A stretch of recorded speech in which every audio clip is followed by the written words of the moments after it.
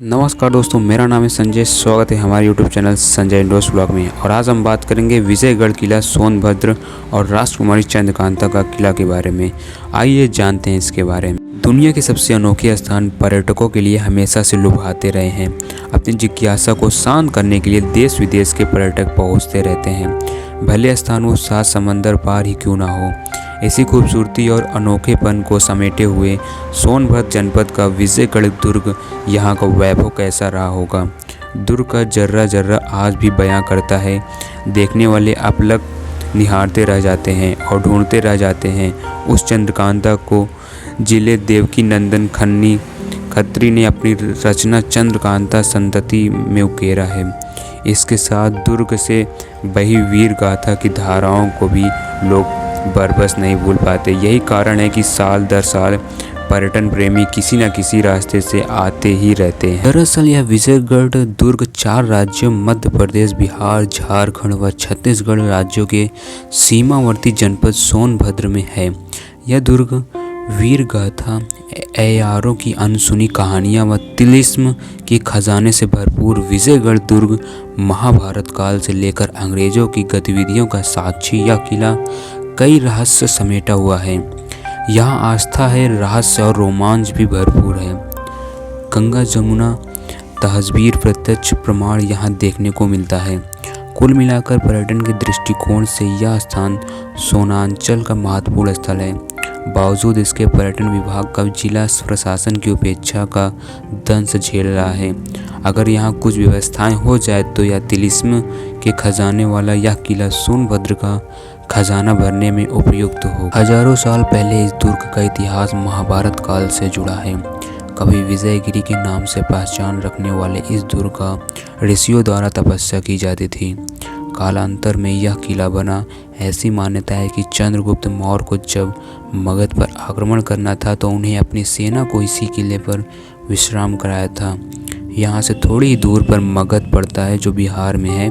कुछ किताबों में किले की कहानी राजा चेत सिंह से जुड़ी बताई जाती है। यह किला तब और ज़्यादा सुर्खियों में आया जब 90 के दशक में दूरदर्शन पर देवी नंदी खन्नी द्वारा लिखे गए उपन्यास चंद्रकांता संतति पर आधारित सीरियल चला। दोबारा भी इन दिनों चंद्रकांता धारावाहिक का प्रसारण भी शुरू किया गया। उस दौर का रानी महल, कचहरी और महल की सुरक्षा के लिए बनी करीब 6 फीट चौड़ी वह दीवार आज भी है, जिस पर क्रूर सिंह घोड़ा दौड़ाया करता था। इस किले से आस्था भी जुड़ी है। हर साल यहाँ हिंदुओं का मेला लगता है, तो वहीं मुस्लिम समुदाय के लोग यहाँ स्थित मीरान साहब बाबा की मज़ार पर चादर चढ़ाते हैं। जो लोग उपन्यास कहानी सुनने के शौकीन होते हैं वे विजयगढ़ दुर्ग की कहानी से ज़रूर वाकिफ़ होते हैं। जो लोग नहीं थे उन्हें 90 के दशक में दूरदर्शन की प्रस्तुति ने करा दिया।